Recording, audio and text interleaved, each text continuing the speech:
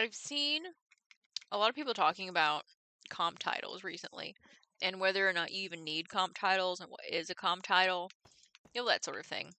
And I've been thinking about comp titles as a result of those things. And I believe comp titles are important. And what is a comp title? It's a title that you compare to your own. They are a comparison to yours, a comparison title, a comp title. And it's you, the author, is basically saying, my book is similar to these, whether it's they have a similar audience or they have a similar writing style. But it's basically you saying that fans of these books, X, Y, and Z, will also be fans of my books. It's putting your book in a position on a bookshelf. It's telling, like, if you're trying to query, like, an agent, it's telling the agent what other books that yours is similar to. It gives them a good idea of how they would position it in the market and what kind of editors they would try to sell it to and whatever. And as for indie authors, or small press or anyone not traditionally published like me, it helps you with your marketing in the way that you can market to the audiences of those comp titles. It also helps you do like advertisements. You can target people who are searching for other books. For example, my series, Stars and Bones, I comped it to Throne of Glass because at the time that was the best comparison I had. And they say don't compare your books to like the big bestsellers, and to also look for smaller books that are in that same category. And me personally, I like to do both because, like, when I say that Stars and Bones is similar to Throne of Glass, that's a big audience and it's also a very big claim. So I also, try to think back to the books that I've read recently that I can compare it to. I think I used, when I was trying to query it, I think I used Shadows Between Us. There were several others I don't remember now. Without pulling up my query, I'm like, I don't really want to do that. But it's not just saying that it's like your work is as good as or better than a comp title. It's helping readers in this instance put your book on a shelf in their mind. Like, for example, if someone really likes like the Sarah J. Maas books and like how they're written, I don't have any wood. Ah. And then I say my book is similar to, you know, ACOTAR in this instance for another comp title, not necessarily Stars and Bones.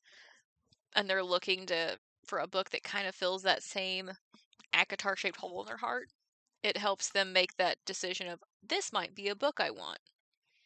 Because there was one post from an author who felt very out of place saying that her book was similar to like these big, very well loved best-selling books.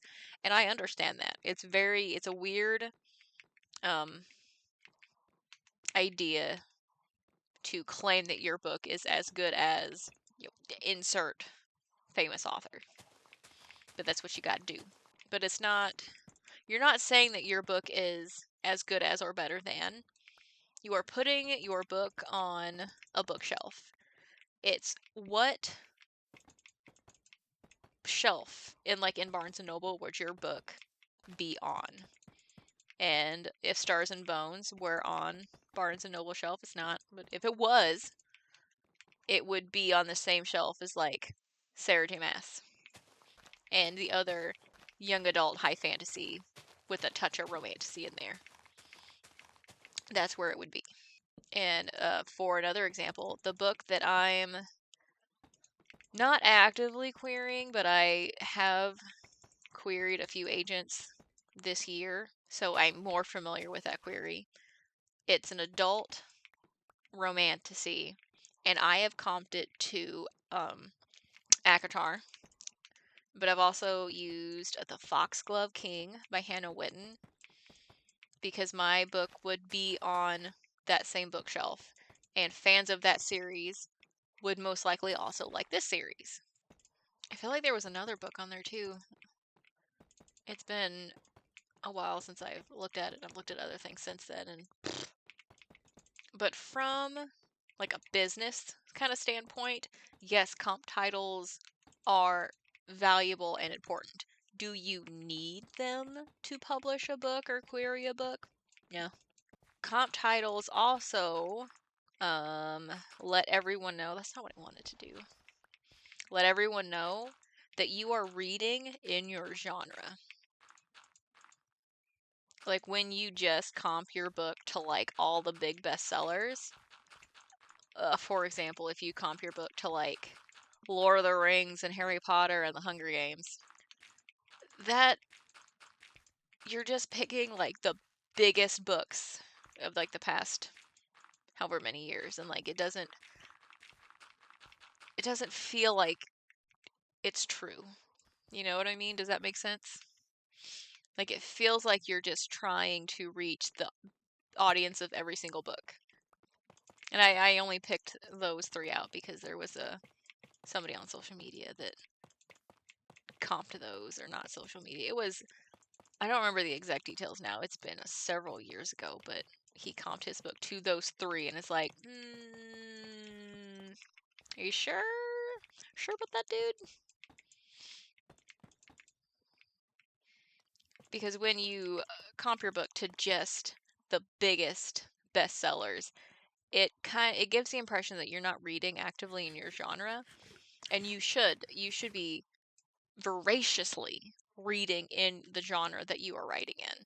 Like I'm read and write fantasy. That's not the in order of the words. That's not.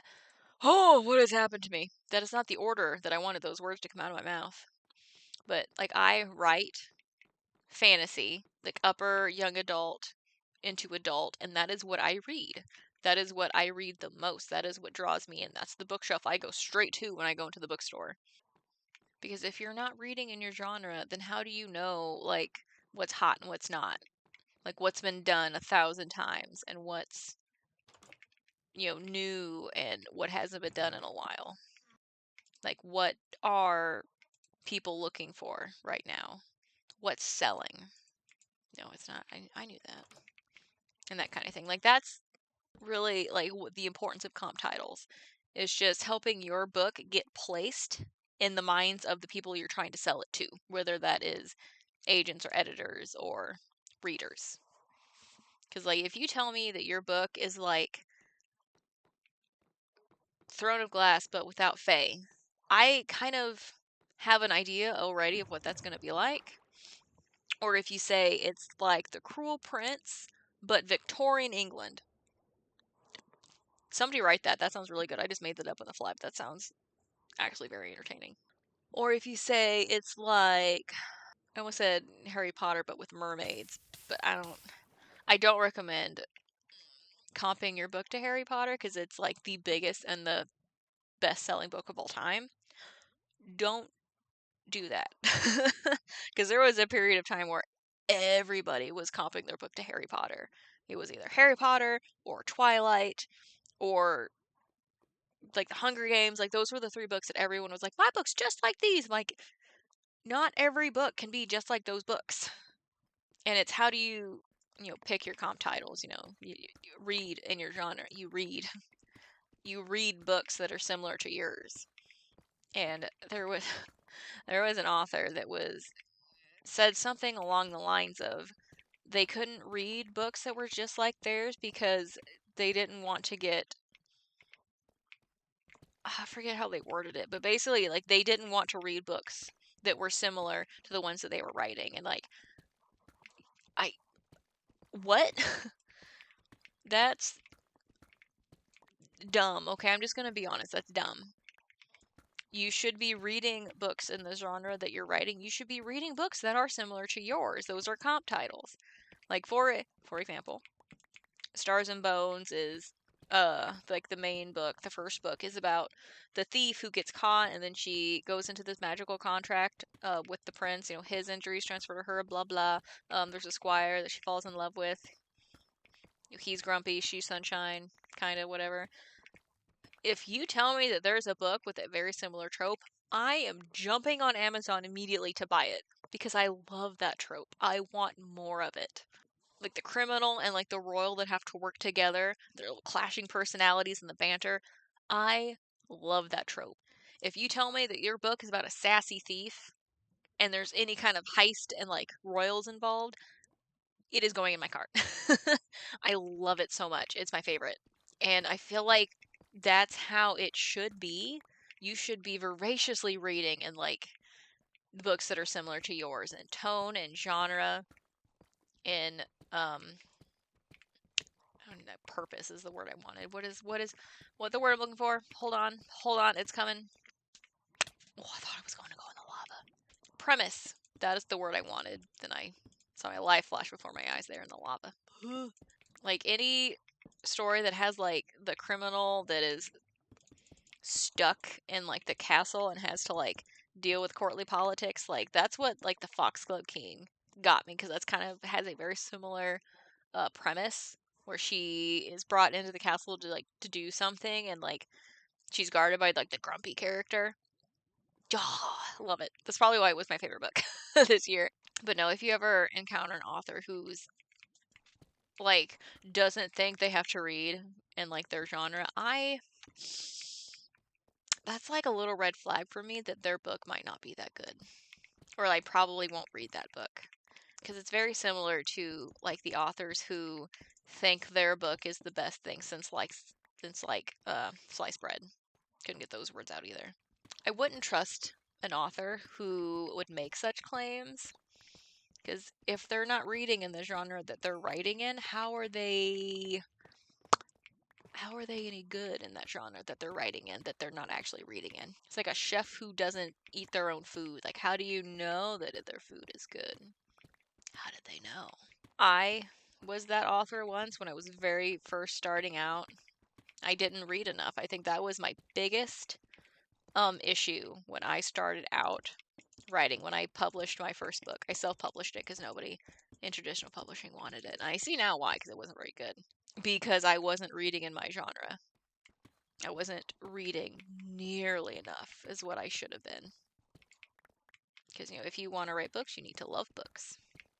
And if you love books and you're reading books, when they're asked for comp titles for your book, you will be able to rattle them off. Might get a little controversial here, but I feel like there is a certain number of authors who, like, they read one book and they think they have an idea for their own that no one's ever done before. Odds are it's been done before. I'm just gonna throw that out there. But those authors pop up a lot. Or, they have read a handful of books and they think they want to write their own. Because I remember back when Twilight was huge and everybody and their sister was writing vampire romance. It was everywhere. And that's like 2007, 2008. Self-publishing wasn't what it is now. And there were so many terrible books being published. And not to you know, shit on self-publishing, but those were the days when self-publishing got its bad reputation because that's what people were doing. They were publishing books that were not ready to be published, that agents didn't want because they weren't ready to be published. And so those books got a bad reputation. I didn't bring any wood with me again. So my Minecraft gravestone is didn't have enough wood. And I know, when I say, before you, publish a book, you need to be reading a lot. That's a tall order. Reading takes time.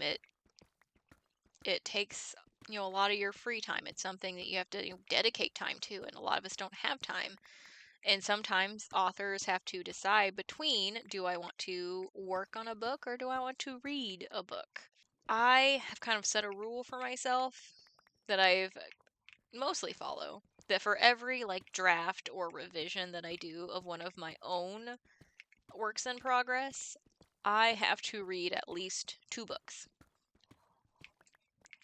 Especially if I do like a first draft or a rough draft, and those take a lot of creative juice. And I try to take like a good. There's diamonds up here. Ooh, there's more diamonds up here. There's more diamonds up here. Hold on. Haha! For every like first draft or rough draft, because those take more creative juice, I try to read and then also take like a break from writing altogether to just let my brain relax. Because I've tried to do the thing where, you write continuously and your brain just kind of turns to mush after a while. Don't force the words, just let them flow naturally. Yes, comp titles are important. They are not absolutely necessary, but I think they are an important marketing and positioning tool for any book. Whether you are trying to get an agent, or you're just looking for like an editor, or a small press, or just marketing your own book to readers. Comp titles, let everyone know what they are kind of getting into with your book. Okay, I'm gonna go get more sticks for torches. If with reader expectations, every genre and subgenre have their own set of reader expectations, like their own set of tropes and certain things that readers expect in books. Like if you're writing a romantasy, there should probably be at least one scene where there's only one bed. Okay, that's an expected trope. And if there isn't one, I mean, but if they come to an end, there better be one bed. And how would you know that unless you are voraciously reading all like the romantasy? Nope, wrong one. But yes, you should probably have comp titles. And you might not have them as you start writing, but you should always be reading. Like always be reading. That's my new motto. Always be reading. Always have a book. Like if you don't have a book, like I have the Kindle app on my phone, so I'm never technically without a book of some sort.